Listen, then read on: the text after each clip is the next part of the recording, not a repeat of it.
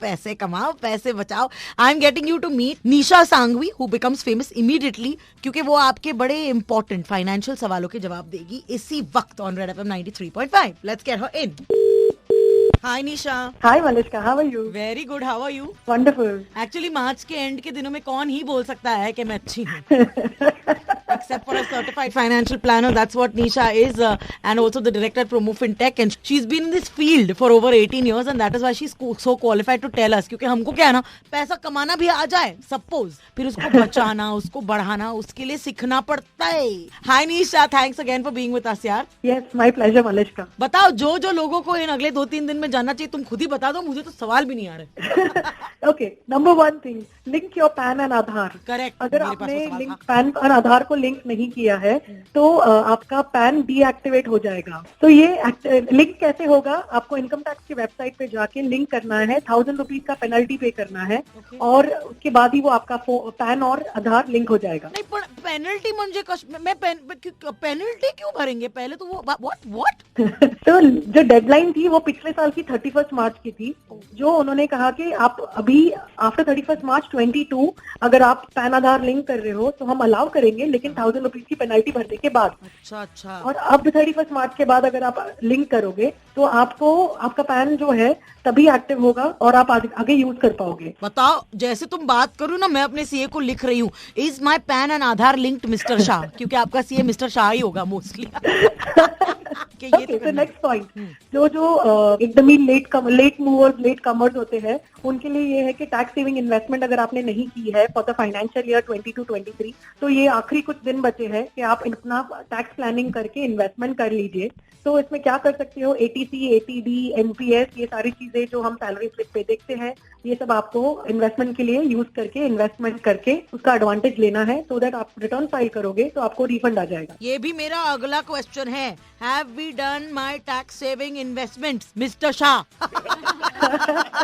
ठहरो, और पहले सवाल पे जवाब आया, yes, is my PAN and Aadhaar linked? Yes, alright, your Mumbai की rani is doing the right things obviously. Very good, very good. Okay, आगे बताइए। तो इंश्योरेंस जो है, जनरली हम कहते हैं कि इंश्योरेंस इन्वेस्टमेंट के लिए यूज मत कीजिए। करेक्ट। लेकिन बजट में आया था कि अगर आप 5 लाख से ज्यादा प्रीमियम भरना चाहोगे एनुअली 1 अप्रैल के बाद, वो इनकम जो है आपको टैक्सेबल हो जाएगी, जो पहले मेच्योरिटी पे टैक्स फ्री आती थी। तो 31 मार्च इज द लास्ट डेट कि आप उसके पहले इन्वेस्ट कर दोगे, तो all the money that you invest eight maturity will be tax free. और 31 मार्च अगर आप अगले साल, अगर मान लीजिए आपने 5 अप्रैल को कोई नई लाइफ इंश्योरेंस इन्वेस्टमेंट पॉलिसी ली, तो उसका जो मेच्योरिटी आएगा वो आपको टैक्सेबल रहेगा। तभी मेरी इंश्योरेंस लेडी मेरे पीछे पड़ी थी कि एक और ले लो, एक और ले लो, पर बड़ा कंफ्यूज हो जाता है यार, इंश्योरेंस, इन्वेस्टमेंट, सब के बीच में ज्यादा जरूरी क्या है बताओ? बेसिक्स राइट होना चाहिए, आपके पास टर्म लाइफ इंश्योरेंस होना चाहिए, अगर आपकी डेथ हुई तो आपकी फैमिली को पैसा मिलेगा। आपके पास हेल्थ इंश्योरेंस होना चाहिए apart from your corporate cover, so that if any hospitalization occurs on a bigger cost, so your health insurance policy will cover that, and that too it can be cashless if you go to the network hospital. Got it. बताओ। Insurance में जो लोग ignore करते हैं, ये बहुत ही basic insurance होता है, पर्सनल एक्सीडेंट पॉलिसी। अगर आप ट्रैवल कर रहे हो ऑफिस से घर, घर से ऑफिस, तो हम सारे मुंबईकर जो है वो मुंबई लोकल यूज करते हैं, या आप बस यूज करते हो, या अपना व्हीकल यूज करते हो।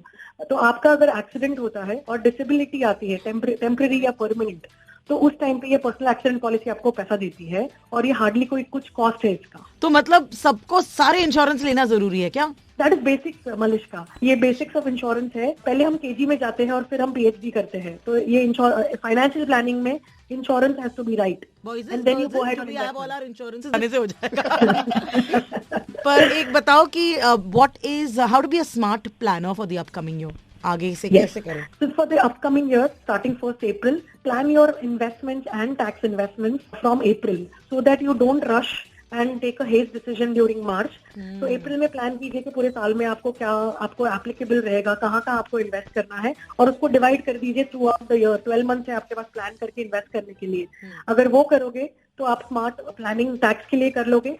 And every investment that you do in life has to have a goal, because मेरी फ्रेंड ने किया था, उसको बहुत पैसा मिला, that's not the right way of doing it. पर सबके गोल्स थोड़ी फुल्ली तैयार रहते हैं कि भाई इतने में ये, फिर उतने में वो, फिर मैं क्या वो हिमालय में जाके रेस्टोरेंट खोली, सबके नहीं होते ऐसे। तो ये मुझे लगता है बहुत प्रेशर डाल देता है नहीं लोगों पे। नहीं, सो ये बेसिक्स है Malishka. We don't have social security, तो हमें हमारा रिटायरमेंट प्लान डेफिनेटली प्लान करना पड़ेगा। Smallest part of your income has to go towards retirement planning. हम सबको वेकेशन अच्छा लगता है, हम सबको गैजेट्स अपग्रेड अच्छा लगता है, तो ये 3 बेसिक गोल्स तो सबके है ही है। घर लेना है, गाड़ी लेनी है, ये और 2 गोल्स आ गए। तो ये गोल्स के लिए अगर आप इन्वेस्टमेंट स्मार्ट करोगे, जिसकी वजह से आपका पैसों का ग्रोथ होगा, डीलेड ग्रेटिफिकेशन में बिलीव करना चाहिए, not instant gratification. 93.5 Red FM, but I hope you will benefit from these tips. Go, you also call your financial planner or CA or your dad, whoever it is, you need to do it right. क्या कर रहे हो तुम लोग? चलो call करो। और अगर आपके पास इन तीनों में से कोई नहीं है तो हम है ना, call me on 66935935 66935935. I will connect you with the best so that you can rest. I'm Malishka. This is Red FM 93.5. बजाते रहो।